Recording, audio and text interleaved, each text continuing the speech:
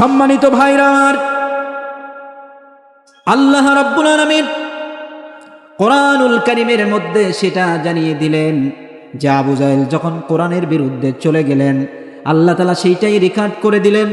অকাল আল্লাযীনা কাফারু লা তাসমাউ লিহাযাল কুরআন ওয়ালগাউ ফিহি লাআল্লাকুম তাগলিবুন। জোরে জোরে বলি আল্লাহু আকবার। রব্বুল আলামিন বলছেন সেই কথাই কোরআনুল কারীমের মধ্যে রেকর্ড করে দিয়েছেন। অকাল আল্লাযীনা কাফারু, ওই মুহাম্মদ সাল্লাল্লাহু আলাইহি ওয়াসাল্লাম যেখানে কোরআন পড়বে ওই কোরআন লা তাসমাউ, তোমরা শ্রবণ করো না, বলেছেন কে? আবু জাহেল বলেছে। এই কথা রেকর্ড করেছেন কে? আবু জাহেলের কথাটা এখানেই রেকর্ড করেছেন। আবু জাহেল কিন্তু গোপনে গোপনে আল্লাহর কোরআন শুনতো, নবীজির কণ্ঠে কোরআন শুনতো, কিন্তু সে চাইতো না যে আল্লাহর জমিনে কোরআন প্রতিষ্ঠা হোক। কারণ যদি আল্লাহর জমিনে আল্লাহর কোরআন প্রতিষ্ঠা হয়ে যায় তাহলে এই চেয়ারের মালিক হতে পারবে না, আর দুর্নীতি আর সাদাবাজি করতে পারবে না। কথা বলে। এইরকম সমাজে এক শ্রেণীর লোক আছে না নাই, যে তারা কোরআন শুনতে ভালোবাসে, তারা বলে এই কোরআন দিয়ে একটু নামাজ পড়তে চাই, কোরআন দিয়ে মিলাদ পড়তে চাই, কোরআন দিয়ে জানাজা পড়তে চাই, কিন্তু ওরা বলে কোরআন দিয়ে সমাজ গড়া যাবে না। আছে না নাই? আরো জলে বলেন আছে না নাই? এই জন্য তো কবিরা বলছেন, ও নামাজি কোরআন দিয়ে নামাজ পড়ো, সমাজ কেন গড়ো না। আমার সাথে পড়েন, ও নামাজি কোরআন দিয়ে নামাজ পড়ো, সমাজ কেন গড়ো না। জোরে কান আল্লাহু আকবার। এরকম এক শ্রেণীর মানুষ আছে, এই জমিনে যদি কোরআন প্রতিষ্ঠা হয়ে যায়, কোরআনের রাজ কায়েম হয়ে যায়, তাহলে আমরা তো লক্ষ লক্ষ টাকা আমরা দুর্নীতি করে আমরা হাতাতে পারবো না, বেগমপাড়ায় বাড়ি করতে পারবো না, কানাডায় বাড়ি করতে পারবো না, গাড়ি করতে পারবো না, জমি জায়গার মালিক হতে পারবো না। এই জন্যে বলে আজকের যদি সমাজে কোরআন প্রতিষ্ঠা হয়ে যায় তাহলে আগে আমাদের হাত কাটা পড়বে। কথা বলেন ঠিক না বেঠিক? এই জন্য তারা চাই যেন এই সমাজে কোরআন প্রতিষ্ঠা না হয়। তারা টাকা চুরি করতে পারবে না, দুর্নীতি করতে পারবে না। কিন্তু আমার আল্লাহ এই কোরআন এই জমিনে না আসা পর্যন্ত মানুষের ভাগ্য পরিবর্তন হবে না। কথা বলেন ঠিক না? আবু জাহেল বলেছিল, ও তোমরা শোনো, মুহাম্মাদের কোরআন শোনা যাবে না, লা তাসমাউ লিহাদাল কুরআন ওয়ালগাউ ফিহি লাআল্লাকুম তাগলিবুন। এবং কি মুহাম্মদ যেখানে তাফসীর করবে, মুহাম্মদ যেখানে কোরআনের কথা বলবে, ওই জায়গায় তোমরা 44 চালু করে কোরআনের মাহফিল বন্ধ করে দাও। এই খাজলিয়াত যাদের আছে না নাই এক শ্রেণীর মানুষের। আবু জাহেল কোরআন শুনতো না, বরং যেখানে কোরআনের মাহফিল হতো, তাফসীর মাহফিল হতো, বিশ্বনবীর তাফসীরটাকে বন্ধ করে দিত।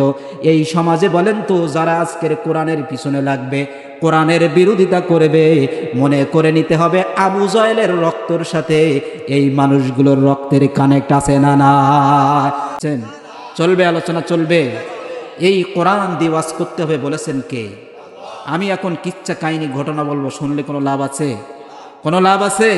বেগুনের কিচ্ছা, গাছের নিচে একটা হরিণ বাঁধা ছিল, এই কিচ্ছা কাহিনী শুনে মানুষের হৃদায়েত নসিব হতে পারে? এই কোরআন থেকে কথা হতে হবে। কোরআন দিয়ে কথা বললে কোনো মানুষের সমস্যা আছে? এই কোরআন যদি কথা বলতে যে আপনার বিরুদ্ধে চলে যায়, করার কিছু আছে? এই কোরআন যদি আমার পিতার বিরুদ্ধে চলে যায়, এই কোরআন যদি আমার পিতার বলতে যে আমার পিতার বিরুদ্ধে চলে যায়, মনে হয় আমি বলবো না? বলবো নাকি? বলতে হবে না? আমার পিতা খুশি হলো না, সভাপতি সাহেব খুশি হলো না, দেশের নেতা খুশি হলো, এদিকে তাকায়া আল্লাহর কিতাব গোপন করে রাখা যাবে না। কথা বলেন ঠিক না বেঠিক? রাখা যাবে? রাখা যাবে না। তাহলে আল্লাহ পাক বলেছেন কোরআন থেকে ওয়াজ করতে হবে। কে? আমি বলছি? কে বলছেন? আমার আল্লাহ রাব্বুল আলামিন বলছেন, ফাযাক্কির বিল কুরআনি মান ইয়াখাফু ওয়াঈদ। জোরে বলেন আল্লাহু আকবার। রব্বুল আলামিন বলছেন, ও মানুষেরা তোমরা শোনো, বিশ্ব নবীকে ডাক দিয়ে বলছেন, আমি আপনার কাছে যে একটা কিতাব পাঠিয়েছি, এই কিতাবটা যে সমস্ত মানুষরা আপনাকে ভয় পায়, আল্লাহকে ভয় পায়, আল্লাহর শাস্তিকে ভয় পায়, ওই সমস্ত মানুষদেরকে তুমি কোরআন দিয়ে উপদেশ দাও। জোরে কোন সুবহানাল্লাহ। রব্বুল আলামিন তাহলে কি বলছেন? যে সমস্ত মানুষরা জাহান্নামকে ভয় পায়, আল্লাহর শাস্তিকে ভয় পায়, বিশ্ব নবীকে বলছেন ওই সমস্ত মানুষদেরকে তুমি কোরআন দিয়ে উপদেশ দাও। জোরে কোন আল্লাহু আকবার। তাহলে কোরআন দিয়ে ওয়াজ করতে বললেন কে? আরো জোরে বলেন কে? তাহলে আল্লাহ পাক কোরআন দিয়ে ওয়াজ করতে বললেন। শুধু কি রব্বুল আলামিন কোরআন দিয়ে ওয়াজ করতে বললেন? না না, বিশ্ব নবীও কিন্তু কোরআন দিয়ে ওয়াজ করতে বললেন। জোরে কোন সুবহানাল্লাহ। বিশ্বনবী বলছেন, মান ক্বালা বিহি সাদাকা, মান ক্বালা বিহি সাদাকা, যে ব্যক্তি কোরআন দিয়ে কথা বলে ওই ব্যক্তি সত্য কথা বলে, ওর মধ্যে কোনো মিথ্যা ঢুকতে পারে না। আচ্ছা বলেন তো, আমি যদি কোনো একটা ঘটনা বলতে যাই, মানুষের কিচ্ছা কাহিনী বলতে চাই, এই কিচ্ছা কাহিনীর মধ্যে রংসাং করে মিথ্যা বলার সম্ভাবনা আছে না নাই? আরো জোরে বলেন, আছে না নাই? তাহলে আল্লাহ পাক সেই কথাই বলছেন, এই কোরআন দিয়ে যে কথা বলবে সেই সত্য বলবে। এদিক বিশ্ব নবী সাল্লাল্লাহু আলাইহি ওয়াসাল্লাম বলছেন, যারা কোরআন দিয়ে কথা বলে এরাই সত্য কথা বলে। জোরে কোন সুবহানাল্লাহ। তার মানে এখান থেকে বোঝা যায়, যারা আল্লাহর কোরআন দিয়ে কথা বলে এরাই সত্য কথা বলে, যারা আল্লাহর কোরআন দিয়ে তাফসীর করে এরাই সত্য তাফসীর করে, যারা আল্লাহর কোরআন দিয়ে দল করে এরাই সত্য দল করে, যারা আল্লাহর কোরআন দিয়ে নেতা মানে এরাই সত্য নেতা মানে। কোরআনের বাইরে যত দল, যত নেতা, সব মিথ্যা দল, বাতিল দল, ইসলাম বিরোধী দল। কথা বলেন ঠিক না বেঠিক? ঠিক আছে না? এটা কি আমার কথা? আল্লাহ বলছেন কোরআন দিয়ে ওয়াজ করতে, একদিকে নবী বলছেন যে তোমরা কোরআন দিয়ে ওয়াজ করো। যে ব্যক্তি কোরআন দিয়ে ওয়াজ করে ওই ব্যক্তি সত্য বলে। জোরে কোন আল্লাহু আকবার। শুধু কি তাই? যারা কোরআন দিয়ে আমল করে এরাই হলো সত্য আমল করে। মমান আহকামা বিহি আদালা, আর যারা কোরআন দিয়ে বিচার করে এরাই সত্য বিচার করে। জোরে কোন আল্লাহু আকবার। কত মানুষ আছে বিচার করতে যায়, বিচার করতে যেয়ে দেখে যে যদি আমার ভাতিজা 1 লক্ষ টাকার বিনিময়ে বিচারের রায় পাল্টে অন্যদিকে যায়। কথা বলেন, এই পার্শালটি, এই একপাশে বিচার হবে না। যখনই আল্লাহর কোরআন জমিনে প্রতিষ্ঠা হয়ে যাবে, একজন রিক্সা চালক যেমন অধিকার পাবে, একজন ভ্যান চালক যেমন অধিকার পাবে, একজন রাষ্ট্রনায়ক তেমন অধিকার পাবে। যেমন হযরত ওমর রাদিয়াল্লাহু তাআলা আনহু আল্লাহর এই কোরআন প্রতিষ্ঠা করার কারণে তার নিজের ছেলেকে তিনি নিজের হাতে মেরেছিলেন। জোরে কোন আল্লাহু আকবার। এইরকম চিত্র কি সারা বিশ্বের মধ্যে দেখা গিয়েছে? যে কোনো প্রেসিডেন্টের, কোনো প্রধানমন্ত্রীর ছেলে অন্যায় করেছে আর নিজের হাতে সেই তার ছেলেকে সে নিজের হাতে শাস্তি দিয়েছে, এইরকম পৃথিবীর নজিরা আছে? আছে, আছে। কিন্তু হযরত ওমর রাদিয়াল্লাহু তাআলা তার ছেলে মদ খাওয়ার কারণে ভুলে নিশায় পড়ে, বন্ধুর পাল্লায় পড়ে মদ খেয়ে ফেলেছিলেন। সেই বিচার তার নিজের হাতে তিনি তার ছেলেকে বেতের আঘাত করলেন। আল্লাহু আকবার। এমন একটা সমাজ চান কিনা বলেন? আরো জোরে বলেন। কিছু বক্তা আছে, কিছু মাওলানা আছে, মুহাদ্দিস আছে, এই আল্লাহর কোরআন গোপন করে রাখে। আছে না নাই? আল্লাহর কোরআন সঠিক বলতে চায় না। আছে না এরকম এক গ্রুপের লোক? এরকম এক গ্রুপের লোক আছে, তারা সত্য কথা বলতে চায় না, কথা গোপন করে রাখে। কথা গোপন করা যাবে? এই যে তাফসির মাহফিল হওয়াতে লাভ না লস? লাভ না? তাফসির মাহফিল একসময় আমরা দেখেছি আমাদের মা বোনেরা বাড়িতে স্টার জলসা আর জি বাংলা নিয়ে পড়ে থাকতো। আহা আলহামদুলিল্লাহ, এখন মা বোনেরা স্টার জলসা জি বাংলা দেখে না, এখন মিজানুর রহমান আজারি শায়েখ আহমদুল্লাহর ওয়াজ নিয়ে পড়ে থাকে। সুবহানাল্লাহ বলবেন না? তাহলে তাফসির মাহফিলে লাভ না লস? আরো জোরে বলেন, লাভ না লস? অ্যান্টিবায়োটিক ঔষধ যেমন একজন অসুস্থ রোগীর রোগ সারাতে পারে, তাফসির মাহফিল হচ্ছে বান্দার জন্য অ্যান্টিবায়োটিকের মতো। বান্দার মধ্যে মুনাফিকের যে রোগ ঢুকেছে, বান্দার মধ্যে শিরকিয়াতের যে রোগ ঢুকেছে, বান্দার মধ্যে ইসলাম বিরোধিতার যে রোগ ঢুকেছে, বান্দার মধ্যে আলেম উলামাদের বিরোধিতার গালিগালাজ করার যে রোগ ঢুকেছে, এই রোগকে দূর করতে হলে তাফসির নামক অ্যান্টিবায়োটিকের কোনো বিকল্প নাই। ঠিক কিনা? আরো জোরে বলেন ঠিক কিনা? এই তাফসিরুল কোরআন মাহফিল যদি সমাজের বুকে এই কোরআনের তাফসির করে মানুষদেরকে বোঝা যায়, প্রত্যেক জুমায় যদি একজন ইমাম এক একটা বিষয়ের পরে কথা বলে, এই জাতি পরিবর্তন হয়ে যাবে। কথা বলেন ঠিক না বেঠিক? তাহলে এই কোরআন দিয়ে কথা বলবে বলেছেন কে? আর পাশাপাশি আমার বিশ্ব নবী বলেছেন কোরআন দিয়ে কথা বলতে হবে। তাহলে আপনারা যারা ওয়াজ শুনতে এসেছেন, আপনারা কি বলতে পারবেন না হুজুর আপনি আসছেন কিসসা কাহিনী বলবেন, এটা আমরা শুনবো না, আল্লাহর কোরআন থেকে রসুলের হাদিস থেকে কথা বলবেন না, আমরা শুনবো না, এরকম পারবেন কিনা বলেন? পারবেন? ইমাম সাহেবকে, খতিব সাহেবকে বলবেন যে হুজুর আমরা কোরআন থেকে কথা বলুন, কোরআনের রেফারেন্স দিন, হাদিস থেকে কথা বলুন। ওই যে হরিণ একটা বাঁধা ছিল গাছের নিচে, নিজের বাবা মামার দাদার কিচ্ছা কাহিনী বলে চলে যাবেন, আমরা এটা শুনবো না, কারণ এখানে হাজারো হাজার টাকা খরচ করে এই তাফসির মাহফিলটা করেছে। কথা বলেন ঠিক না বে ঠিক? আরো জোরে বলেন ঠিক না বে ঠিক? আল্লাহর নবীকে পর্যন্ত ডকুমেন্ট দিতে হয়েছে, হয় নাই? আল্লাহর নবী যে একজন নবী, তিনি যে একজন রসুল, সেটাকেও ডকুমেন্ট দিতে হয়েছে। আল্লাহু আকবার বলেন। সালমান ফারসি রাদিয়াল্লাহু তাআলা, এই সাহাবীর নাম শুনেছেন না আপনারা? এই সাহাবীর বাড়ি ছিল প্যারিসে, ফ্রান্সে। কোথায় বলেন? আমার সাথে সবাই বলেন কোথায় বাড়ি ছিল? প্যারিস থেকে ফ্রান্স থেকে মদিনার বুকে ব্যবসা করতে এসেছেন। এই সালমান ফারসি ব্যবসা করতে এসে দেখে যে মদিনার পথ দিয়ে একটা ছোট্ট বাচ্চা হেঁটে যায়, একটা পূর্ণিমার চাঁদের চাইতে সুন্দর এমন একটা বালক হেঁটে যায়, এটা মানুষ হতে পারে না। এটা সালমান ফারসি বলতে, এটা কি মানুষ হতে পারে? এত সুন্দর মানুষ আল্লাহ সৃষ্টি করেছেন, এটা মানুষ হতে পারে না। সালমান ফারসি আগায় গেলেন, জোরে কোন সুবহানাল্লাহ। হযরত সালমান ফারসি রাদিয়াল্লাহু তাআলা আনহু তিনি ডাকলেন ওই মুহাম্মদুর রাসূলুল্লাহ বালকটিকে ডাকলেন, বলে বালক শুনে যাও, তোমার পরিচয় কি, তোমার বাড়ি কোথায়? সালমান ফারসি রাদিয়াল্লাহু তাআলা যখন জিজ্ঞাসা করলেন, তখন আমার নবী, বিশ্ব নবী জনাবে মুহাম্মদুর রাসূলুল্লাহ, সবাই বলি সাল্লাল্লাহু আলাইহি ওয়াসাল্লাম, তিনি বললেন, তিনি ওই সালমান ফারসি বলেন মান আনতা, হু আর ইউ, তুমি কে? যখন এই কথা বললেন, আমার নবী বললেন আনা মুহাম্মদ ওয়া আনা মুহাম্মদ ইবনে আব্দুল্লাহ ওয়া আনা মুহাম্মাদুর রাসূলুল্লাহ। জোরে কোন সুবহানাল্লাহ। বললেন আমি আব্দুল্লাহর পুত্র, আমি আব্দুল্লাহর বিটা মুহাম্মদ।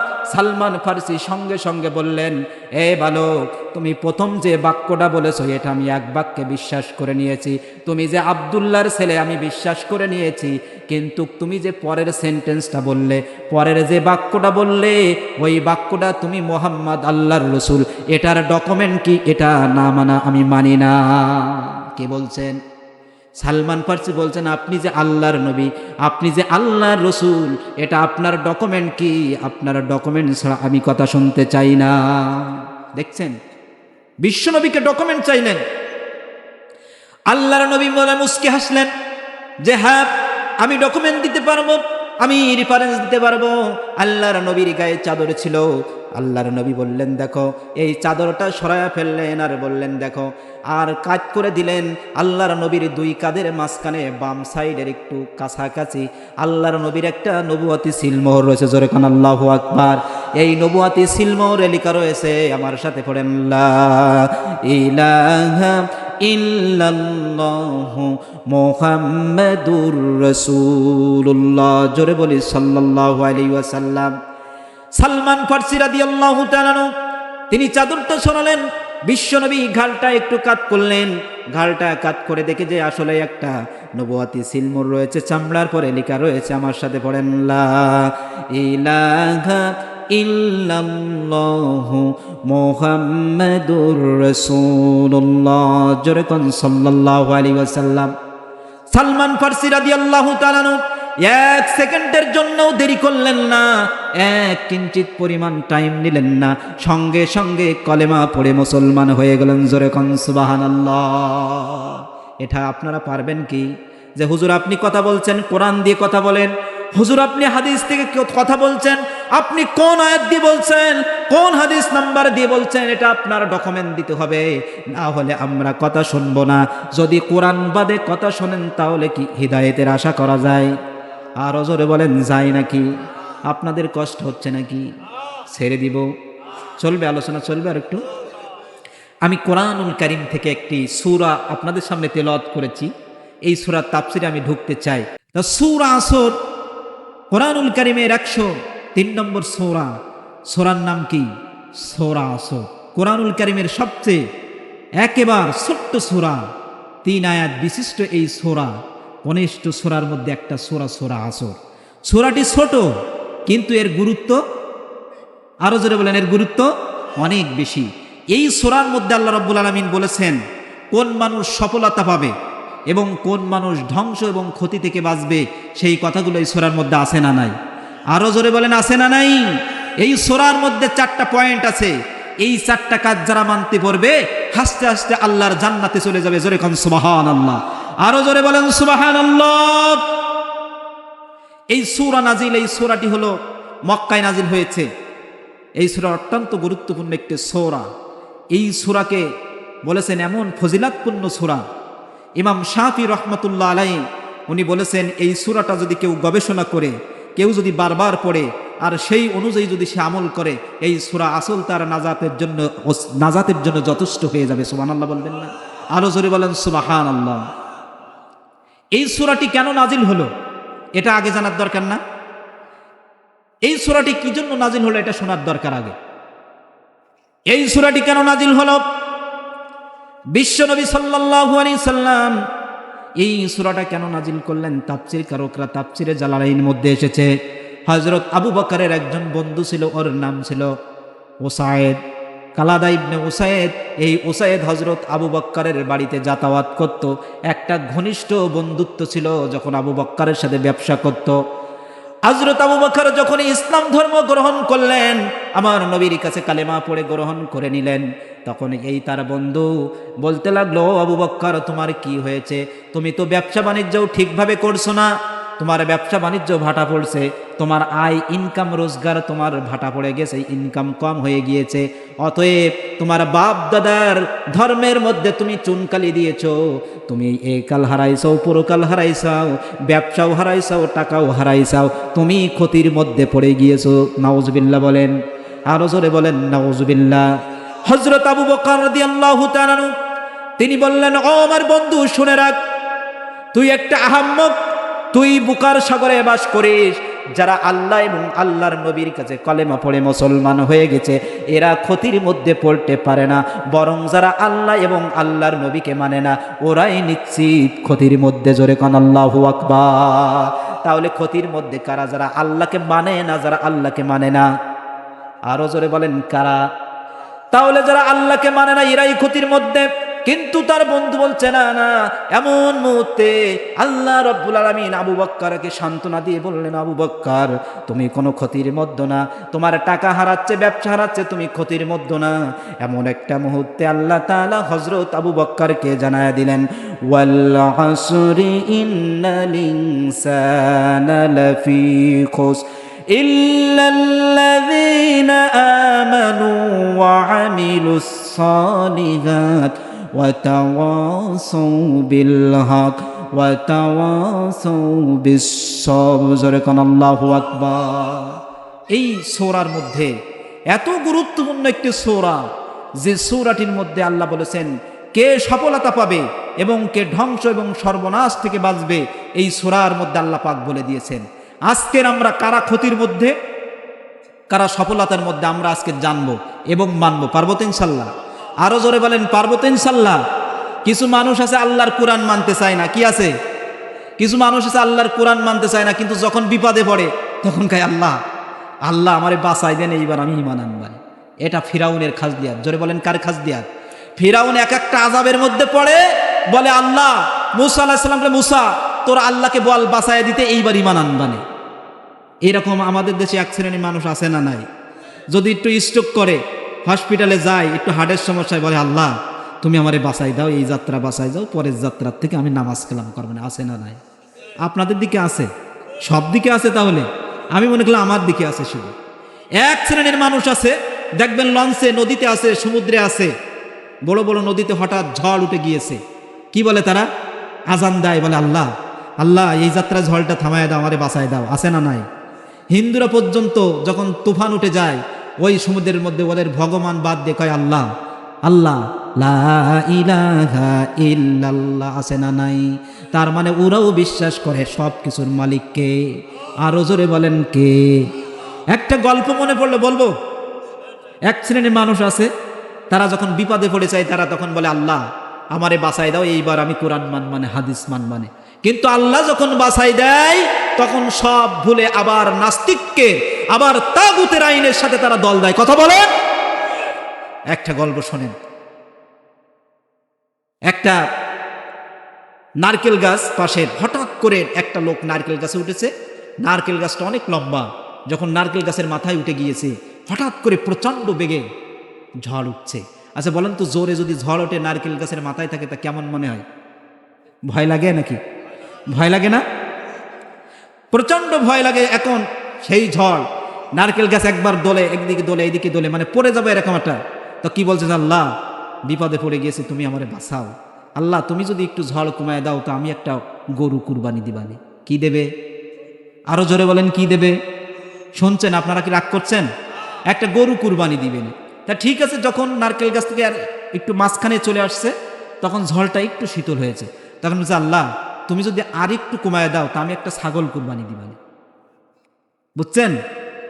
ঠিক আছে, আবার একটু ঝড়, এটা কিন্তু কোরআন হাদিসে নাই, এটা একটা এক্সাম্পল দিচ্ছি, উদাহরণ দিচ্ছি।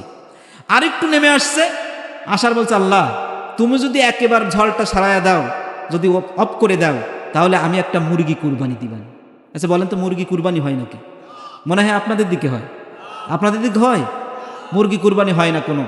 তা এখন যখন ঝড় থেমে গিয়েছে, বিপদ মুক্ত, এইবার নেমে হাত দুই পাশে ঝাড়াঝাড়ি করছে আর ঘুরে বেড়াচ্ছে। তার একজন লোক বলছে কি ব্যাপার, এই তুমি যে ঝড় উঠলো, তুমি যে উপরে ছিলে, বললে তুমি গরু কুরবানি দিবা, ছাগল কুরবানি দিবা, মুরগির কুরবানি দিবা, তো দাও কুরবানি। বলছে হ্যাঁ, আমি কি পাগল হয়েছি নাকি? দেখছেন, যখন বিপদে পড়ছে তখন কয় আল্লাহ বাঁচাও, ঝড় থামায় দাও, এই দিবানে তাই দিবানে। তা বলছে আমি কুরবানি দেবো কোনো, আমি গরিব মানুষ, টাকা পাবো কোথায়? তা তুই মানত করলি কেন? তা বলছে আমি যখন নারকেল গাছের মাথায় উঠছি আল্লাহ আমারে ভয় দেখাইছে, আল্লাহ আমারে ভয় দেখাইছে, আমি আল্লাহরে লোভ দেখাইছি। এরকম এক শ্রেণীর মানুষ আছে না নাই? যখন বিপদে পড়ে তখন কয় আল্লাহ বাঁচাইয়া দাও, যখন বিপদ মুক্ত হয়ে যায় আবার ওই তাগুতের সাথে মিশে ইসলামের গুড়া কেটে দেয়। আছে না নাই? আরো জোরে বলেন, আছে না নাই? লিল্লাহি তাকবীর, নারে তাকবীর। সম্মানিত ভাইরা আমার, সূরা আসর কি জন্য নাজিল হলো বললাম। এই সূরা আসরটা কেন নাজিল করলো? এই সূরার প্রথমে আল্লাহ পাক বলছেন ওয়াল আস। ওয়াল আস মানে হলো সময়। আল্লাহ রাব্বুল আলামিন এখানে বলছেন সময়, ইতিহাস, এই যুগের কথা খেয়ে আল্লাহ পাক কসম খেয়েছে। ওয়াল আস, এখানে একটা ওয়াও আছে, এটাকে কসমের কথা বলেছেন, এটাকে ওয়াই কসমিয়া বলা হয়। দেখছেন না কত মানুষ কতভাবে কসম করে, কসম করে না? কয় কোরআনের কিরি, মার কিরি, বাবার কিরি, এরকম আছে না এক শ্রেণীর লোক? কসম করতে হবে কার নামে? আরো জোরে বলেন, কার নামে? সম্মানিত মা বোনেরা আপনারা আছেন, খেয়াল করেন, আপনাদের মধ্যে বেশি কসম খেয়ে ফেলে, কথা বলেন, পুরুষের মধ্যেও কসম খেয়ে ফেলে। এইটা আমি আপনাদেরকে বলে যাই, আল্লাহ কার নামে কসম খাবে বলেছেন? কে? আরো জোরে বলেন, বলেছেন তিনি কে? আল্লাহ পাক বলছেন একমাত্র আমার নামে কসম খাইতে হবে, আমি বাদে যদি তোমরা কারোর নামে কসম খাও এটা হলো শিরিক হয়ে যাবে। আর শিরিকের গুনাহ কি মাফ করবেন আল্লাহ কখনো? শিরিকের বড় গুনাহ আল্লাহ পাক এটা মাফ করবেন না। অতএব যদি আপনি আবার বাবার কিরি, মার কিরি দেন, এই সব কিরি দিয়ে যদি আপনি কসম খান তাহলে কিন্তু শিরিকি গুনাহ হয়ে যাবে। অনেকেই মাথায় হাত দিয়ে কসম করে, প্রেমিক প্রেমিকার মাথায় হাত দেয়, কয় তোরে ছাড়া জীবনে বাঁচবো না, আছে না নাই? 14ই ফেব্রুয়ারি আসলে মাথা নষ্ট হয়ে যায়, 14ই ফেব্রুয়ারি আসলে ভ্যালেন্টাইন, এইসব আসলে মাথা নষ্ট হয়ে যায়, খারাপ হয়ে যায়, কমনি কমতে ফুল দেবে আর অবৈধ কাজ করবে, আছে না নাই? এরকম এক শ্রেণীর মানুষ আছে, কসম দেয় বলে তোরে ছাড়া জীবন বাঁচবো না, এ জীবন রাখবো না, কিন্তু এইভাবে কসম খাওয়া যাবে না। আল্লাহ বলছেন ওয়াল আস, যুগের কসম, সময়ের কসমকে আমার আল্লাহ বললেন তোমরা একমাত্র আল্লাহর কসম ছাড়া অন্য মানুষের কসম করো না, বলেছেন কে? এবার এই সূরার আর একটা গুরুত্বপূর্ণ ফজিলত রয়েছে। এই সূরার মধ্যে আল্লাহর নবীর সাহাবারা যখন, দুই সাহাবারা যখন একত্রিত হয়ে যখন মিল হয়ে যেত, এবার যখন বিদায় নিত, বিদায় বেলায় একজন আর একজনকে সূরা আসর তেলাওয়াত করে শোনাতো, জোরে কোন সুবহানাল্লাহ। আল্লাহর সাহাবী, নবীর সাহাবীরা এটা করতেন। আল্লাহর নবীর সাহাবীরা যখন এক জায়গায় হইতেন, বিদায় বেলায় বলতেন, বন্ধু সূরা আসরটা পড়লাম। যখন এক বন্ধুর পড়া হয়ে যায়, আর এক বন্ধু বলে, ঠিক আছে তুই যখন শোনালি, আমি এই সূরা আসরটা আমারটাও একটু শোন। আপনারা বলতে পারেন, হুজুর এটা কেন করতেন? সাহাবারা কেন বিদায় বলে একজন আর একজনকে সূরা আসর শোনাতেন? এরা আসর এই সূরাটা শোনাতেন এই জন্য, তারা একজনকে তারা শোনায়া জানিয়ে দিতেন, এই পৃথিবীর মানুষ যারা ক্ষতির মধ্যে, সর্বনাশের মধ্যে, এই সূরার মধ্যে 4টা কাজ আছে, এই 4টা কাজ যারা করতে পারবে তারা সফলতার মধ্যে। যেরকম সুবহানাল্লাহ। তারা জানিয়ে দিত একে অপরের, শোনো শোনো, তোমার বয়স হয়ে যাচ্ছে দিন দিন, তোমার আয়ু কমে যাচ্ছে, অতএব আসরের সময়টা হলো শর্ট। আসরের আজান যখন দেয় আসরের থেকে মাগরিব, এই সময়টা বেশি না কম? আরো জোরে বলেন, কম। এই সাহাবারা শোনায়া দিতেন, শোনো শোনো, আসর থেকে মাগরিবের সময়টা যত না শর্ট, যত না কম, ওইরকম তোমাদের জীবনটা, তোমাদের হায়াত কিন্তু ওইরকম তোমাদের কাছ থেকে চলে যাচ্ছে। জোরে কোন আল্লাহু আকবার। তাহলে সূরা আসর মানে কি? আসর মানে কি? সময়, যুগ, ইতিহাস। এখানে সময়ের কথা বললেন কেন? সময়ের অত্যন্ত গুরুত্বপূর্ণ। আপনার জীবনে যদি সময় না থাকে কোনো লাভ আছে? আপনি যদি কালকে মারা যান, আর কিছু করতে পারবেন? তাহলে এই হায়াতের একটা দাম আছে না? এই সময়ের একটা মূল্য আছে না? এই হায়াতের মূল্য, সময়ের মূল্য কেমন জানেন? এই সময়ের মূল্য হলো বরফের মতো। কিসের মতো? আরো জোরে বলেন, কিসের মতো? বরফ দেখা যায়, একটা বরফ আস্ত দেখা যাচ্ছে, খানিক পরে সেটা গলে কি হয়ে যায়? বরফ গলে গলে সেটা কি হয়ে যায়? শেষ হয়ে যায়। ইমাম রাজি রহমাতুল্লাহ আলাইহি তিনি বলেছেন, আমি একজন বড়ওয়ালার কাছ থেকে এই সূরার তাফসীর শিখেছি। সুবহানাল্লাহ বলবেন না? আপনারা কি বলে আসছেন যে হুজুর মনে হয় আজকের শুধু সুবহানাল্লাহ আলহামদুলিল্লাহ বলে হুজুরের গলা শেষ হবে, আমরা কেউ বলবো না, এরকম নিয়ত করছেন ভাবির সাথে নাকি? ভাবির সাথে, চাচির সাথে এরকম কিছু বলে আসছেন নাকি? হুজুর মরে মরুক, আমরা বেঁচে থাকি, এরকম নিয়ত নাকি? আবার কেউ মনে করছেন না, পকেটে জমা থাক সুবহানাল্লাহ আলহামদুলিল্লাহ, বাড়িতে যে বলবো, এরকম কি? সুবহানাল্লাহ আলহামদুলিল্লাহ কি বলা যাবে? আরো জোরে বলেন, বলা যাবে? কারণ দেখেন, এক শ্রেণীর মানুষ কোরআনের হক কথা বলতে চায় না। যারা এমনি কথা বলতে জানে না, তাদেরকে আপনাদের ভাষায় কি বলা হয়? যারা কথা বলতে জানে না, তারা আপনাদের ভাষায় কি বলা হয়? বোবা না? যে কথা বলতে পারে না, এইটা হলো বুবা, এইটা হলো শুধু বুবা। আর যারা কথা বলতে জানে, সমাজে অন্যায়কে অন্যায় বলে না, চুরিকে চুরি বলে না, রাহাজানিকে রাহাজানি বলে না, চাঁদাবাজিকে চাঁদাবাজি বাজে না, এইটা শুধু বুবা না, এইটা হলো বুবা শয়তান। যারা কোরআনের হক কথাগুলো বলতে জানে না, এরা, আল্লাহর নবী বলেছেন, আশ-শাইতানুল আকরাজ, এরা হলো বুবা শয়তান। ইমাম রাজি রহমাতুল্লাহ আলাইহি তিনি বললেন, এই সূরা আসরের তাফসীর আমি একজন বড় বালার কাছ থেকে শিখলাম। ইমাম রাজি রহমাতুল্লাহ আলাইহি বললেন, আমি একদিন বাজারে গেলাম, বাজারে যেয়ে দেখছি একজন বড় বালা চিৎকার দিয়ে বলছেন, আমার প্রতি রহমত করো, আমার পুঁজিগুলো গলে যায়, আমার প্রতি রহমত করো, রহম করো, আমার বরফগুলো গলে যায়, আমার পুঁজি গলে যায়। এই কথা ইমাম রাজি রহমাতুল্লাহ আলাইহি যখন শুনলেন, তখন তিনি বললেন, কি ব্যাপার? এই লোকটা কেন, এই বড়বালা কেন বলছে আমার প্রতি রহম করো, আমার পুঁজিগুলো গলে যায়, আমাকে বাঁচাও? তখন ইমাম রাজি রহমাতুল্লাহ আলাইহি তিনি চলে গেলেন বড়বালার কাছে। তিনি বড়বালার কাছে যে বলছে, কি ব্যাপার ভাই, আপনি এটা বলছেন কেন? তখন ওই বড়বালা বলছে, এই বরফগুলো হলো আমার পুঁজি, এই পুঁজিগুলো গলে গলে যাচ্ছে, আমি এই জন্য বলছি যে তোমরা বরফগুলো তাড়াতাড়ি কিনে আমার পুঁজিগুলো বাঁচাও। ইমাম রাজি রহমাতুল্লাহ আলাইহি তিনি বললেন, হ্যাঁ আমি মনে করেছিলাম, আমি এই দিন থেকে সূরা আসরের তাফসীর বুঝে গেলাম। ঠিক বরফগুলো যেমন একদিন গলে গলে শেষ হয়ে যায়, ওরকম মানুষের জীবন, মানুষের হায়াতটা সেকেন্ডে সেকেন্ডে, প্রতি ঘন্টায় ঘন্টায়, মিনিটে মিনিটে বরফের মতো গলে গলে শেষ হয়ে যাচ্ছে। জোরে কোন আল্লাহু আকবার। সম্মানিত ভাইরা আমার খেয়াল করুন, ও মা বোনেরা খেয়াল করুন, কলিজার টুকরা যুবক ভাইরা খেয়াল করুন, আপনার আমার জীবন থেকে সেকেন্ডে সেকেন্ডে, মিনিটে মিনিটে, ঘন্টায় ঘন্টায় আপনার আমার হায়াত কমে যাচ্ছে, আপনি আমি বুঝতেছি না। কিছু মানুষকে যদি বলা হয়, ভাই এবার সারা জীবন তো অন্যায় করলে, এবার একটু আল্লাহর রাস্তায় আসো, নামাজ পড়ো, ইসলামী দল করো, কোরআনের দল করো, কি বলে জানেন? বলে বয়স মাত্র 15-20। কি বলে? বয়স মাত্র 15-20, দাড়ি গোপ গজাক, তারপরে পড়াবানে। ও যুবক ভাইরা, তুমি তো এই কথা বললে, 20 বছর 30 বছর তোমার বয়স, কত মানুষ 12 বছরের ছেলে এখান থেকে মাগুরা শহরে যায় মোটর সাইকেলে, 2 বন্ধু, একটু পরে খবর এসে যায় অমুকের ছেলে মোটর সাইকেলে অ্যাক্সিডেন্ট করে মারা গিয়েছে। এরকম খবর আছে না নাই?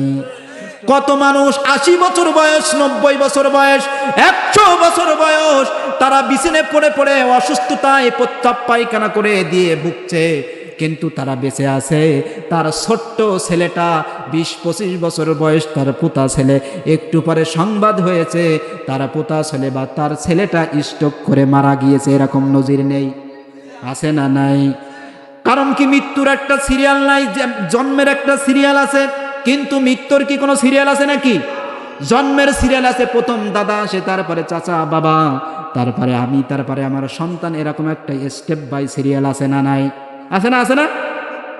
এরকম একটা সিরিয়াল আছে। এই সিরিয়াল কিন্তু মৃত্যুর সময় নাই। দেখা যাচ্ছে দাদা বেঁচে আছে, বাবা বেঁচে আছে, বাবার কাঁধে করে সন্তানের লাশ কবরে নামায়, আছে না না? আরো জোরে বলেন, আছে না নাই? ও পাঁচকাউনিয়াবাসীর যুবক ভাইরা, ও আমার চাচারা, মা বোনেরা, আমি আপনাদেরকে বলে যাই, আপনার আমার জীবন সেকেন্ডে সেকেন্ডে, মিনিটে মিনিটে আপনার হায়াত কমে যাচ্ছে। এই হায়াত কমে যাচ্ছে। অতএব আসুন আমরা সবাই আল্লাহর পথে ফিরে আসি, আমরা ইসলামের পথে ফিরে আসি, আমরা কোরআনের পথে ফিরে আসি। জোরে কান, যাবে কি এটা? আসা যাবে ইনশাল্লাহ। আচ্ছা বলেন তো, আমার কাছে এখন মনে করেন 10টা কলম আছে। কয়টা কলম? 10টা কলম আছে। আমি ইনাকে 2টা কলম দিয়ে দিলাম, কলম বাড়লো না কমলো? আরো জোরে, আমার কাছ থেকে কমলো না বাড়লো? তাহলে যদি আমার কাছ থেকে কলম কমে যায়, তাহলে আমার মনে করেন 70 বছর হায়াত রেখেছে, আমার মনে করেন 1 মাস পরে আমার হায়াত থেকে কমে যাবে না বেড়ে যাবে? আরো জোরে বলেন, কমে যাবে। এই জন্য সম্মানিত ভাইয়েরা, অনেক ভাই বা বাবাজিদেরকে যদি বলি ভাই একটু দাড়ি রাখো, বলে এখন দাড়ি রাখার সময় হয় নাই, বিয়াই হোক, মাইয়ে বিয়ে দেবো, ছেলে বিয়ে দেবো, তারপরে দাড়ি রাখবো। ও চাচা, ও ভাইরা, আপনি যে দাড়ি রাখার টাইম পাবে, এই গ্যারান্টি কি আপনার আছে? এই গ্যারান্টি কি আপনার আছে? আপনি দাড়ি রাখতে পারবেন। এই জন্য প্রত্যেকটা সেকেন্ডে, প্রত্যেকটা মিনিটে আপনাকে প্রস্তুতি হয়ে থাকতে হবে, আপনাকে এনি টাইম মৃত্যুর জন্য প্রস্তুতি থাকতে হবে যে কখন আমার মৃত্যু এসে যাবে। এই আমরা যে যারা আছি, এই ভাইদের মধ্যে আমাদের কার যে কাপনের কাপড় চলে আসে কেউ বুঝতে পারবেন নাকি? আমাদের এর মধ্যে তো হয়তো গত বছর এখানে অনেক মানুষ মাহফিলে ছিল, হয়তো অনেকেই আজকের এই মাহফিলে নেই, হয়তো চলে গিয়েছেন। গত বছর মাহফিলে যারা ছিল 1-2 জন কি মারা যায়নি আপনাদের এলাকায়? গেছে না? এই জন্য সম্মানিত ভাইরা, আপনার জীবন থেকে প্রত্যেকটা মুহূর্তে আপনার সময় কমে যাচ্ছে। এই জন্য আল্লাহ তাআলা এই সূরার প্রথমে ওয়াল আস বলে কসম করলেন। সময়ের গুরুত্ব স্টেজে করা যাবে না, ওইটা করা যাবে না, স্টেজে ডিস্টার্ব হচ্ছে, চুপ করে বসে থাকো। এই সূরা এত ফজিলত, এত গুরুত্ব, সময়ের কথা এই জন্য গুরুত্ব দিয়েছেন যে ও মানুষ, তোমরা শুনে রাখো, তোমরা জেনে রাখো, তোমাদের জীবনে এই যে সময়, এই যে হায়াত, এর মূল্য কিন্তু অত্যন্ত বেশি। আমি 3টা উদাহরণ দিলে আপনারা বুঝতে পাবেন যে কেমন মূল্য। মনে করেন আপনাদের এখান থেকে একজন রাজশাহীতে যাবে, যশোরে গিয়েছেন, যশোরে যে ট্রেনের টিকিট কেটেছেন, আগামীকাল 10টার সময়, সকাল 10টায় আপনার ট্রেন। শুনছেন আপনারা কি শুনছেন? কষ্ট পাচ্ছেন না তো? আগামীকাল 10টায়, আমি কিন্তু সময়ের গুরুত্ব কথা এটা বুঝাচ্ছি, 3টা উদাহরণ দিচ্ছি। গতকাল বা আগামীকাল মনে করেন সকাল 10টায় ট্রেন, আপনি যাবেন চাকরির ইন্টারভিউ দিতে। এবার মনে করেন আপনি আপনার এখান থেকে পাঁচকাউনিয়া থেকে আপনি যশোরে রওনা দিয়েছেন। যশোরে রওনা দিয়ে আপনি কাউন্টারে যেয়ে বলছেন, ভাই 10টার ট্রেন কি এখনো এসেছে? ওই কাউন্টারওয়ালা বলছে যে 10টার ট্রেন তো 1 মিনিট আগে ছেড়ে চলে গিয়েছে। বলেন তো, এই পৃথিবীর সময়ের মূল্য কেউ না বুঝলে কে বুঝেছে? ওই ছেলে বুঝেছে যে সময়ের কত গুরুত্ব। 1 মিনিটের জন্য ট্রেন ফেল করেছে। একটা ট্রেন ফেল করা মানে তার পরীক্ষা সে যে ধরতে পারবে না, তার চাকরিটাও কি, যদি পরীক্ষা না দিতে পারে, ইন্টারভিউ না দিতে পারে, সে পরীক্ষা পাবে? সরকারি চাকরি পাবে? পরীক্ষায় পাশ করবে না, চাকরি হবে না। তাহলে সময়ের কত গুরুত্ব কেউ না বুঝলে ওই ছেলেটা বুঝেছে যে 1 মিনিটের কত দাম। ভাই আপনার জীবন থেকে এরকমভাবে একটু একটু করে সময় চলে যাচ্ছে। বিশ্বাস করুন, আসুন কোরআনের পথে ফিরে আসুন, নামাজের পথে ফিরে আসুন, ইসলামের পথে ফিরে আসুন, আলেম ওলামাদের কাছে ফিরে আসুন। পারা যাবে ইনশাল্লাহ, পারা যাবে ইনশাল্লাহ। ইসলামের সাথে থাকতে কারা কারা যে দুই হাত তুলে আল্লাহকে দেখান, লিল্লাহি তাকবীর, নারায়ে তাকবীর। আর একটা উদাহরণ দিই, একটা ছেলের পরীক্ষার হলে পরীক্ষা দিচ্ছেন, এসএসসি পরীক্ষা দিচ্ছেন। স্যার বারবার সময়ের কথা বলছেন, বাবা সময় আছে আধা ঘন্টা, সময় আছে 5 মিনিট 15 মিনিট।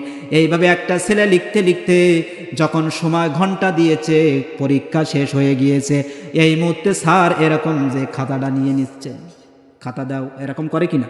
সময় শেষ হলে খাতা নিয়ে নেবে, তাই না? ঠিক কিনা বলেন? এই ছেলেটা বলছে, স্যার আমাকে আর 5টা মিনিট সময় দেন, আমাকে আর একটু সময় দেন, আমার আর 10 মার্ক পরীক্ষার, আমি এইটা লিখতেছি, এই 10 মার্ক লিখতে পারলে আমি এ প্লাস পেয়ে যাব, যদি আর এই প্রশ্নটা লিখতে না পারে আমি এ প্লাস পাবো না। স্যার বলে কোনো সময় দেওয়া হবে না, টাস করে খাতাটা কেড়ে নেওয়া হয়। বলেন তো সময়ের দাম কেউ না বুঝলে ওই ছেলেটা বুঝেছে। কথা বলেন, আমার কথা কি বুঝছেন? তাহলে এই সময়ের কত গুরুত্ব। 1 মিনিটের জন্য 2 মিনিটের জন্য ওই ছেলেটা এ প্লাস পেল না, এই সময়ের কত গুরুত্ব আরো একটু বোঝায়। যারা রাষ্ট্রীয়ভাবে ক্ষমতায় আসে, যারা অন্য, আমার দেশের কথা আমি বলছি না, যারা সারা বিশ্বে, ভারত বলেন, অস্ট্রেলিয়া বলেন, আমেরিকা বলেন, যারা ক্ষমতায় আসে 5 বছরের জন্যে, 5 বছর যখন ক্ষমতা হয় তখন ওরে বাবা, তাদের হাবভাব অন্যরকম। কারে মারবে, কারে কাটবে, কারে চাঁদাবাজি করবে, কার দোকান ভাঙবে, কোন আলমকে নির্যাতন করে জেলের ঢুকাবে আর ফাঁসি দেবে, এই চিন্তা আসে বগলের ফাঁক করে হাঁটে। আসে না নাই? আরো যারা বলেন আসে না নাই? এই যারা অন্যায়ভাবে অত্যাচার করেছে, যারা জুলুম করেছে, নির্যাতন করেছে ক্ষমতায় থেকে, এই ক্ষমতা থেকে যখন সে চলে যায়, সে বোঝে যে এই সময়ের কত দাম। কথা বলেন। 5 বছরে সে ছিল বাঘ, কিন্তু যখন ক্ষমতা হারায় যায় হয়ে যায় কি? বিড়াল। কথা বলেন। আরো যারা বলেন কি হয়ে যায়? এই জন্য সময়ের অপব্যবহার করা যাবে না। এই সময়ে 5 বছর আল্লাহ আপনাকে ক্ষমতা দিয়েছেন, এই ক্ষমতার অপব্যবহার করে অন্যায়ভাবে কাকেও মারা যাবে না, কারোর গায়ে হাত দেওয়া যাবে না, কোনো আলেম ওলামাকে মারা যাবে না, ইসলামের বিরোধিতা করা যাবে না, আল্লাহর আইনের বিরোধিতা করা যাবে না। এই বিরোধিতা করলে কিন্তু আপনার ফল ভালো হবে না। এরকম চিত্র আমার দেশে নাই? ছিল নাকি? কত মার, কত নির্যাতন, কত জুলুম, কত হামলা, কিন্তু দেখেন তারা বুঝেছে যে এই 5 বছরের মূল্য কত। কথা বলেন। সময়ের দাম কত বোঝা গিয়েছে ভাই? আর কি বোঝানোর দরকার? তাহলে আল্লাহ বলছেন এই সূরার মধ্যে, তোমরা সর্বনাশ এবং ক্ষতি থেকে বাঁচতে হলে এই সূরার মধ্যে 4টা কোটেশন আমি বলে দিয়েছি। এই 4টা কোটেশন যদি তোমরা মানতে পারো, তোমরা দুনিয়ায় সফল হয়ে আল্লাহ পাক তোমাদেরকে জান্নাত দিয়ে দেবেন। জোরে কোন সুবহানাল্লাহ। আল্লাহ পাক বলছেন কারা কারা ক্ষতির মধ্যে, সে কথাই বলছেন। আমার সাথে বলেন, ওয়াল আসরি ইন্নাল ইনসানা লাফি খুসর ইল্লাল্লাযীনা আমানু ওয়া আমিলুস সালিহাতি ওয়া তাওয়াসাউ বিল হক ওয়া তাওয়াসাউ বিস সবর। জোরে বলেন আল্লাহু আকবার। রব্বুল আলামিন বলছেন আমি সময়ের কসম খাইলাম, যুগের কসম খাইলাম, এই যুগের কসম, ইতিহাসের কসম খেয়ে আমি তোমাদেরকে বললাম এই দুনিয়ার প্রত্যেকটা মানুষ ক্ষতির মধ্যে। জোরে কোন আল্লাহু আকবার। কে বলেছেন? আরো জোরে বলেন কে বলেছেন? এটা কি আমার কথা না আল্লাহর কথা? আরো জোরে বলেন কার কথা? আল্লাহ কি বলেছেন মুসলমানরা ক্ষতির মধ্যে, এটা বলেছেন? আল্লাহ কি বলেছেন মুমিনরা ক্ষতির মধ্যে, এটা বলেছেন নাকি? হিন্দুরা ক্ষতির মধ্যে, এটা বলেছেন নাকি? আল্লাহ পাক এখানে ইনসান শব্দ ব্যবহার করেছেন, তার মানে সমস্ত মানুষ ক্ষতির মধ্যে। জোরে কোন আল্লাহু আকবার। আল্লাহ বলছেন না না, সব মানুষগুলো ক্ষতির মধ্যে, কিন্তু যদি তোমরা ক্ষতি থেকে বাঁচতে চাও তাহলে তোমরা 4টা কাজ তোমাদের পরে আমি কোটেশন দিয়েছি, এই 4টা কাজ যদি তোমরা মানতে পারো তাহলে তোমরা তোমাদের জীবনটা সফলতা হয়ে যাবে, এই সূরাটা তোমাদের জন্য যথেষ্ট হয়ে যাবে। জোরে কোন সুবহানাল্লাহ। ইল্লাল্লাযীনা আমানু, 1 নম্বর হলো যারা ঈমান আনবে তারা ক্ষতির মধ্যে পড়বে না। জোরে কোন সুবহানাল্লাহ। যারা ঈমান আনবে, কে বলেছেন? তাহলে ক্ষতি থেকে বাঁচতে হলে প্রথম কি আনা লাগবে? আপনারা মনে করতে পারেন হুজুর এই যে এতক্ষণ গোছগাছ করে আনলেন, এতক্ষণ এইভাবে বলতেছেন, এখন কি ঈমানের ওয়াজ করবেন? আমরা তো সব পাক্কা ঈমানদার, এরকম চিন্তা করছেন না অনেকেই? ঈমানদার তো কারা সব তো আমরা জানি। আপনি যদি ঈমানের দাবি করেন, আপনি যদি পাক্কা ঈমানদারই হয়ে থাকেন, তাহলে আপনি মিথ্যা বলেন কি করে? কথা বলেন। আপনি যদি পাক্কা ঈমানদার দাবি করেন, তাহলে আপনার ব্যবসার মধ্যে ভেজাল মিশান কি করে? আপনি যদি পাক্কা ঈমানদার দাবি করেন, তাহলে সুদ ঘুষ খান কি করে? বলেন। আপনি যদি পাক্কা ঈমানদার দাবি করেন, কোরআনের বিরোধিতা করেন কিভাবে? আপনি যদি ঈমানদার দাবি করেন, পাক্কা খাঁটি ঈমানদার দাবি করেন, তাহলে কোরআনের মাহফিলগুলো কিভাবে বাধা দেন? কথা বলেন। আপনি একদিকে ঈমানদার দাবি করছেন, আবার একদিকে মিথ্যা বলছেন, একদিকে ঈমানদার দাবি করছেন, একদিকে সুদ খাচ্ছেন, একদিকে ঈমানদার দাবি করছেন, একদিকে আলেম ওলামাদেরকে নির্যাতন করছেন, একদিকে ঈমানদার দাবি করছেন, একদিকে আল্লাহর আইনকে ভাইলেট করার চেষ্টা করছেন। আপনি কিসের ঈমানদার দাবি করেন? আপনি যে ঈমানদার দাবি করেন, এই ঈমানটা আপনি মুখে যত অন্যায় অত্যাচার সবকিছু আপনি অন্যায় করে মুখে ঈমানদার দাবি করেন, আপনার মুখে ঈমানদার দাবি করেন, এটা ঈমানদারি বলে না, এটা পাক্কা মুনাফিক। আব্দুল্লাহ বিন উবাই, চিল্লাবেন ঠিক কিনা? আরো জোরে বলেন ঠিক কিনা? অসন্তুষ্ট হয়েছেন ভাই? রাগ করেছেন? আমি কি কাউকে নাম ধরে কিছু বলছি? কোন দলের কথা বলছি? কোন দলের কথা এখানে বলতে আমি বসি নাই, আল্লাহর কোরআন থেকে কথা বলতে বসেছি। জোরে কোন আল্লাহু আকবার। তাহলে ক্ষতি থেকে, সর্বনাশ থেকে বেঁচে যাবে কারা? বলেন। 1 নম্বরে ঈমান আনবে যারা। কথা বলেন। 1 নম্বরে ঈমান আনবে যারা। এই ঈমানদার হতে হলে ঈমানের কিছু কোটেশন আছে, এই ঈমানদার হতে হবে আপনাকে। পারবেন তো ইনশাল্লাহ? আপনি যদি ঈমানদার হন, আপনার বন্ধু কে হবে বলেন তো? আরো জোরে বলেন কে? আপনি যদি খাঁটি ঈমান আনতে পারেন, আপনি যদি ঈমানদার হতে পারেন, তাহলে আপনার বন্ধু কে হবে? আর যদি ঈমান না এনে, যদি আল্লাহর কোরআনকে যদি আপনি অবিশ্বাস করেন, আল্লাহর কিতাবকে যদি অস্বীকার করেন, আপনার বন্ধু হবে তাগুত, শয়তান। কথা বলেন ঠিক না বেঠিক? এবারে দেখেন আল্লাহ রাব্বুল আলামিন বলছেন সূরা বাকারা 257 নম্বর আয়াতে আমার আল্লাহ পাক বলছেন, আল্লাহু ওয়ালিয়ুল্লাযীনা আমানু ইখরিজুহুম মিনাজ-যুলুমাতি ইলান-নূর। জোরে বলেন আল্লাহু আকবার। রব্বুল আলামিন বলছেন যারা ঈমান আনবে, আল্লাহু ওয়ালিয়ুল্লাযীনা আমানু ইখরিজুহুম মিনাজ-যুলুমাতি ইলান-নূর, যারা ঈমান আনবে আমি আল্লাহ রব্বুল আলামিন তাদের অভিভাবক হয়ে যাব। জোরে কোন সুবহানাল্লাহ। তাহলে ঈমান আনলে আমাদের বন্ধু হবেন কে? আল্লাহ পাক শুধু বন্ধু হবেন না, ইখরিজুহুম মিনাজ-যুলুমাতি ইলান-নূর, আল্লাহ পাক বলছেন ওই ঈমানদারদেরকে আমি অভিভাবক হয়ে যাব। তার মানে অন্ধকার থেকে আমি তাদেরকে আলোর দিকে বের করে আনবো। জোরে কোন সুবহানাল্লাহ। তার মানে তারা যদি জাহান্নামের দিকে চলে যায়, জাহান্নামের দিকে চলে যাওয়ার কারণে আমি আল্লাহ রব্বুল আলামিন তাদেরকে জাহান্নাম থেকে বের করে আমি তাদেরকে জান্নাতের পথ দেখাবো। চিল্লায় এখন ঠিক কিনা? আমরা সকলেই কোথায় যেতে চাই, জান্নাতে না জাহান্নামে? আরো জোরে বলেন সকলে কোথায় যাব? কারা কারা জাহান্নামে যাবেন 2 হাত তুলে দেখান। আলহামদুলিল্লাহ, আপনারা খুব ভালো মানুষ, ইসলাম প্রিয় মানুষ, আলহামদুলিল্লাহ বলি। আরো জোরে বলেন আলহামদুলিল্লাহ। তাহলে আল্লাহ যখন অভিভাবক হয়ে যায়, আচ্ছা অভিভাবক, একজন বাড়ির অভিভাবক যে কর্তা, আপনার পিতা। কথা বলেন। আপনার পিতা, বলেন তো তাহলে এই পিতার দায়িত্ব কি? সন্তান তার সব কিছুর দায়িত্ব নিয়ে নেয়। কেমন দায়িত্ব নেয় বলেন? আপনার সন্তান কেমন দায়িত্ব নেয়?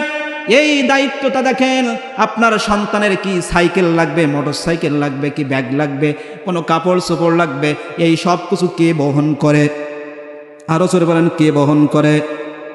বলেন। সব পিতা বহন করে। তার মানে পিতা অভিভাবক। পিতা বহন করে। তার মানে এখানে আল্লাহ পাক বুঝাই দিলেন, তোমরা যদি আমার পরে ঈমান এনে ফেলো, আমি আল্লাহ রব্বুল আলামিন তোমাদের অভিভাবক হয়ে যাব। জোরে কোন সুবহানাল্লাহ। আল্লাহ পাক অভিভাবক হয়ে যাবেন, বন্ধু হয়ে যাবেন। শুধু বন্ধু হবেন তা নয়, আমার আল্লাহ রব্বুল আলামিন আপনাদেরকে অন্ধকারের থেকে বের করে আলোর পথ দেখা দিবেন। জোরে কোন আল্লাহু আকবার। আল্লাহ পাক একদিকে বলছেন, ওয়াল্লাযীনা কাফারু আউলিয়াহুমুত তাগুত, যারা কোরআনকে অস্বীকার করবে, আল্লাহর বিধানকে যারা অস্বীকার করবে, আমি আল্লাহ রব্বুল আলামিন ওই ব্যক্তিরা তারা তাগুতের অভিভাবক হয়ে যাবে। তাহলে যারা আল্লাহর কোরআন অবিশ্বাস করবে, অস্বীকার করবে, তাদের অভিভাবককে তাগুত। আরো জোরে বলেন কারা? আমি একটু করে বলি।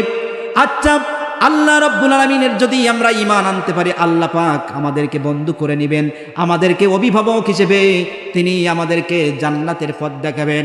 আচ্ছা বলেন তো, পৃথিবীতে কয়টা দল বলতে পারবেন? আরো জোরে বলেন কয়টা?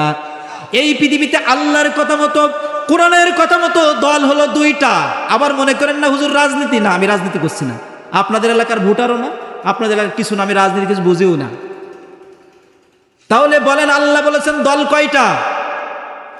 আল্লাহ বলছেন এই পৃথিবীতে দল হলো দুইটা, একটা হলো হিজবুল্লাহ আর একটা হলো হিজবুশ শয়তান। মানবেন কোনটা? আরো জোরে বলেন কোনটা মানবেন? আল্লাহ পাক বলছেন হিজবুল্লাহ আর হিজবুশ শয়তান, যারা আল্লাহর দল আর শয়তানের দল, তাহলে আপনাদের বেছে নিতে হবে, আপনারা কি আল্লাহর দল করবেন না শয়তানের দল করবেন? কথা বলেন, কার দল করবেন? তাহলে আমরা আল্লাহর দল করব, শয়তানের দল করব না। তাহলে এখান থেকে আমরা বুঝলাম এই পৃথিবীতে দল হলো দুইটা, একটা হলো আল্লাহর দল আর একটা হলো শয়তানের দল। আমরা ঈমানের দাবি করলে, আমরা ক্ষতি থেকে বাঁচতে হলে, আমরা যদি সর্বনাশ থেকে বাঁচতে চাই, প্রথম নম্বর অর্থ হলো আমাদের সবাইকে ঈমান আনতে হবে। জোরে কোন সুবহানাল্লাহ। আমাদের কি আনতে হবে বলেন? ঈমান আনতে হবে। আমরা ঈমান আনবো তো সবাই? ঈমান আনা অত সহজ না। আল্লাহ পাক এবার আমি একটু বলি, এবার তাগুতের কথা একটু বলি। তাগুত কারা? আল্লাহ পাক বলছেন, ওয়ালাকাদ বাআসনা ফি কুল্লি উম্মাতির রাসূলা আনি ইবুদুল্লাহা ওয়াজতানিবুত তাগুত। জোরে বলেন আল্লাহু আকবার। প্রত্যেক নবী রাসূলের দুইটা মিশন ছিল, একটা হলো আনি ইবুদুল্লাহ, একটা হলো আল্লাহর ইবাদত করা, আর একটা হলো ওয়াজতানিবুত তাগুত, তাগুতকে শয়তানকে বর্জন করা। তাহলে আমরা একটা হলো আল্লাহর আইন প্রতিষ্ঠা করতে হবে, আর একটা তাগুতকে কি করতে হবে? আরো জোরে বলেন কি করতে হবে? তাগুতকে বর্জন করতে হবে, ভাইলাট করতে হবে। তাগুত কারা? তাগুত কাদের বলে জানেন? তাগুত হলো তারা যারা আল্লাহর আইন মানে না, আর যারা আল্লাহর আইন মানে তাদেরকে বাধা দেয়। নিজেরা আল্লাহর আইন মানে না, যারা মানতে চায় ওদেরকে বাধা দেয়। কথা বলেন, আরো জোরে বলেন ঠিক কিনা? নিজে নামাজ পড়ে না, যারা নামাজ পড়ে তাদেরকে মারে। কথা বলেন। আপনাদের মাগুরাতে এই লোক নাই, সাতক্ষীরা ওইদিকে বহুত আছে ভাই। তাগুত হলো তারা নিজে আল্লাহর আইন মানে না, যারা আল্লাহর আইন প্রতিষ্ঠা করতে চায় তাদের ধরে পিটায়। কথা বলেন ঠিক না বেঠিক? যারা চাঁদাবাজি করে, যারা সুদ খায়, এই আইনগুলো তারা প্রতিষ্ঠা করতে চায়। তার মানে আল্লাহর বিপরীত যত আইন আছে, তারা আল্লাহর আইন বাদ দিয়ে তাদের নিজের বাপদাদার আইন প্রতিষ্ঠা করতে চায়। এদের নাম কি? এদের নাম হলো তাগুত। রব্বুল আলামিন বলছেন, তোমরা তাহলে, আমরা তাগুত বুঝলাম, তাহলে পৃথিবীতে হবে দল হবে দুইটা, একটা হলো আল্লাহর দল আর একটা হলো তাগুতের দল। তাহলে আমরা কোন দলে যাব? আল্লাহর দল ছেড়ে যাব না তো? সবাই কথা দিচ্ছেন তো? যদি আল্লাহর দল বাদ দিয়ে অন্য দলে সাপোর্ট দেন, তাহলে কিন্তু টাটকা মুনাফিক হয়ে যাবে। কথা বলেন। কত মানুষ আছে বলে কি, হুজুর আমি নামাজ পড়ি, দেখেন কপাল কালো। হুজুর দেখেন আমি রোজা রাখি, না খেয়ে আমি শুকায়া গেছি। হুজুর দেখেন আমি পর্দা করি, আমি নামাজ পড়ি, পর্দা করি, রোজা রাখি, এই সবগুলো করি, কিন্তু ও শয়তান আল্লাহর দলের বিরোধিতা করে। কথা বলেন ঠিক না বেঠিক? এরকম মুসলমান আছে না নাই? আরো জোরে বলেন আছে না নাই? আল্লাহ রাব্বুল আলামিন এটাই বলছেন, এরাই হলো তাগুত। তারা তারা সব কিছুই করবে, কিন্তু আল্লাহর জমিনে ইসলাম প্রতিষ্ঠা, দিন প্রতিষ্ঠা করার কথা তারা বাধা দিবে। জোরে কোন আল্লাহু আকবার। এইবার আল্লাহ বলছেন ঈমান আনবে কারা? আল্লাহ পাক এইবার সেই কোটেশন দিচ্ছেন, ঈমান আনবে তারা। ঈমানদারদের পরিচয় কেমন হবে? এবার আমি কিন্তু 4টা কথা বলছি। এক নম্বরে যারা ঈমান আনবে তারা ক্ষতি থেকে বেঁচে তারা জান্নাতে চলে যাবে। জোরে কোন সুবহানাল্লাহ। রব্বুল আলামিন সূরা হামিম সিজদার 30 নম্বর আয়াতে আমার আল্লাহ পাক বলছেন, ইন্নাল্লাযীনা ক্বালু রাব্বুনাল্লাহু সুম্মা ইসতাকামু তাতানাজ্জালু আলাইহিমুল মালাইকা আল্লা তাখাফু ওয়া লা তাহজানু ওয়া আবশিরু বিল জান্নাতিল্লাতী কুনতুম তুআদুন। জোরে বলুন আল্লাহু আকবার। রব্বুল আলামিন বলছেন, ইন্নাল্লাযীনা ক্বালু রাব্বুনাল্লাহ, ঈমানদার তারা যারা বলে আমার রব আল্লাহ। বলেন আমার রব কে? আমাদের রব কে? আমার সাথে বলেন আল্লাহ। আরো জোরে বলেন আল্লাহ। তাহলে আপনার রব আমার রব কে? আল্লাহ। এই কথা যারা বলবে তারাই ঈমানদার। এরপরে মনে হয় কিছু নাই? আছে আছে। আল্লাহ বলছেন যারা বলে আমি রব, আমি আল্লাহ তাদের রব, সুম্মাস্তাকামু, তারা এই কথার পরে অটল থাকে, অবিচল থাকে। তারপরে দেখবেন কিছু মানুষ বলে আমার রব আল্লাহ। এই কথাটা মানে হলো আমার রব, আমার রিজিক দেয় আল্লাহ, আমার খাবার দেয় আল্লাহ, আমার লালন পালন করে আল্লাহ, আমার এই যা সব কিছু আসমান জমিন আছে সব দেখাশুনো করে আমার আল্লাহ। এই কথা যারা বলে এবং আল্লাহর দিন প্রতিষ্ঠা করতে যে, ইসলাম প্রতিষ্ঠা করতে যে, যেই দেখে যে মায়ের আর নির্যাতন, সেই বলে দরকার নাই, দিনকাল ভালো না, ওইসব কোরআন মানার দরকার নাই, চল বাড়ি যে ঘুম পড়ে আসে না নাই? আরো জোরে বলেন আছে না নাই? এই মানুষগুলো হলো টাটকা আব্দুল্লাহ বিন উবাই। আরো জোরে বলেন ঠিক কিনা? তাহলে এই মানুষগুলো হলো আব্দুল্লাহ বিন উবাই। তাহলে তারা মুখে বলে এক আর কর্মে করে এক।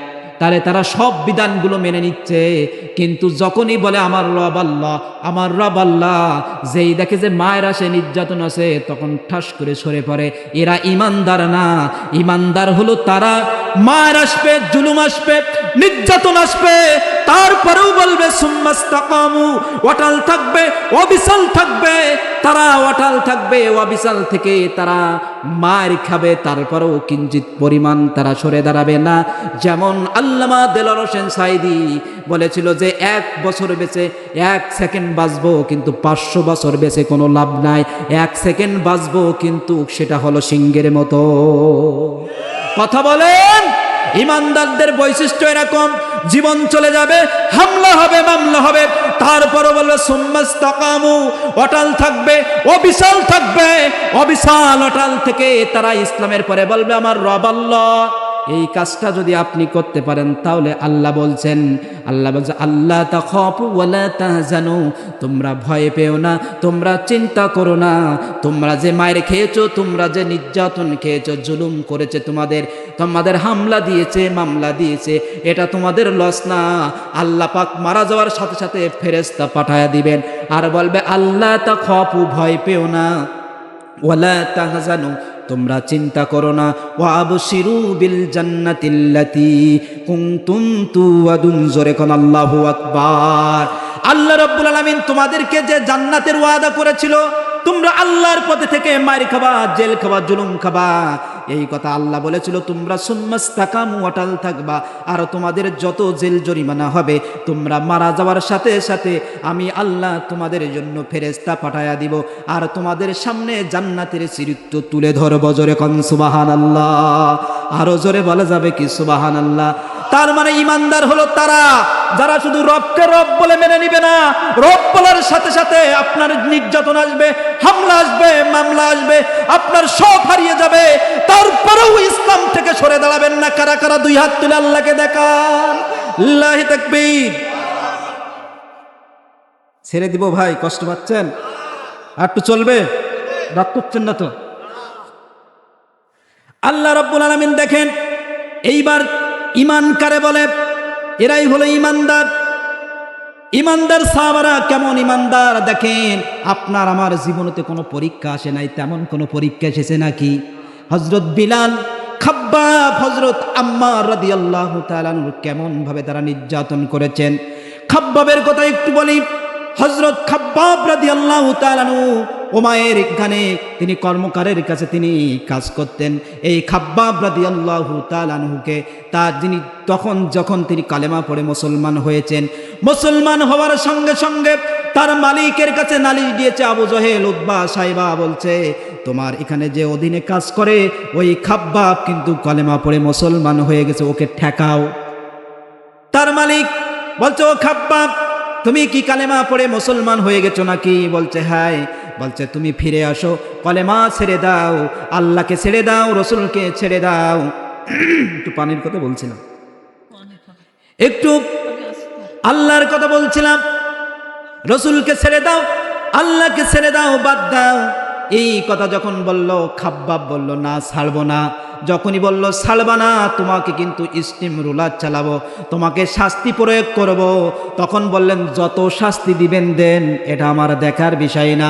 যদি আমাকে মেরেও ফেলেন, আমার জীবন চলে যায়, তারপরেও আমি খাব্বাব কিঞ্চিত পরিমাণ সরে দাঁড়াবো না। এ ঘটনা জানেন না আপনারা? একটু জেকে দেন, লা ইলাহা ইল্লাল্লাহ,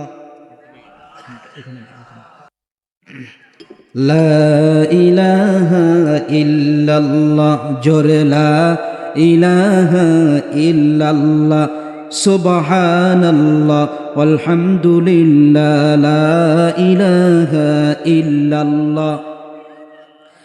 খাব্বাব রাদিয়াল্লাহু তাআলা তিনি বললেন না, আমি আমার জীবন দেব, কিন্তু আমি মুহাম্মাদের কালেমা দিব না। কে বলছেন এই কথা?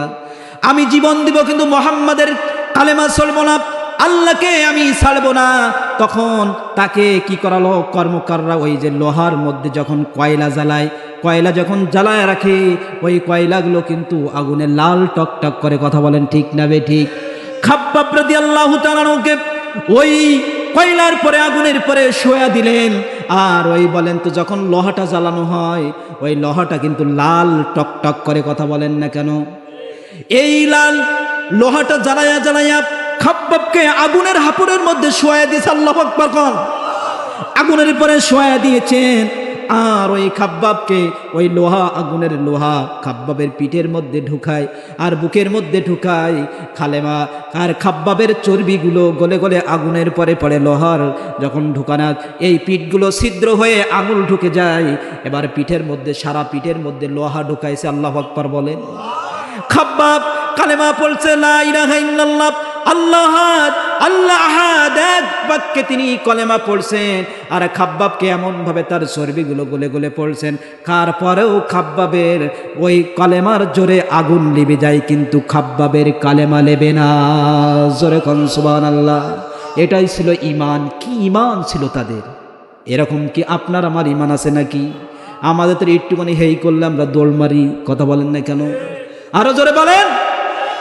তাহলে খাব্বাবের চিত্র এই, শুধু খাব্বাব নয়, হযরত আম্মারের পিতা ইয়াসির রাদিয়াল্লাহু তাআলা আনহুকে কেমন শাস্তি দিলেন। দুইটা উট নিয়ে আসলেন, দুইটা উঠতে যে উট নিয়ে আসলেন, দুইটা উঠে ইয়াসির রাদিয়াল্লাহু তাআলা আনহুকে দুই পা সাথে বাঁধলেন আর দুইটা উটকে দুই দিক থেকে দৌড় দেয়ালেন। খাব্বাবের দুই পা চিরে জমিনে পড়ে গেলেন। আল্লাহু আকবার। কি নির্যাতন! একদিকে বিলাল রাদিয়াল্লাহু তাআলা, বিলালকে কালেমা মানার কারণে বিলালকে মরুর ওই বালু, গরম বালুর উপরে শোয়া দিয়েছেন। কালো বিলাল, হাবশী বিলালকে ওই বালুর উপরে শোয়া দিয়েছেন। বিলালকে বলছো, বিলাল মুহাম্মাদের কলেমা ছাড়। বিলাল বললেন না, আমার জীবন চলে যাবে, তারপর আমি আল্লাহর কোরআন ছাড়ব না। জোরে কোন সুবহানাল্লাহ। আরো জোরে বলেন সুবহানাল্লাহ। খাব্বাব রাদিয়াল্লাহু তাআলা একদিকে গেল, এবার ইয়াসির গেল, আবার বিলাল রাদিয়াল্লাহু তাআলা কে ওই বালুর উপরে শোয়া দিলেন আর বড় বড় পাথর বিলালের বুকের পরে ছাপিয়ে দিলেন। বিলাল শুধু কয় আহাদ আহাদ আহাদ।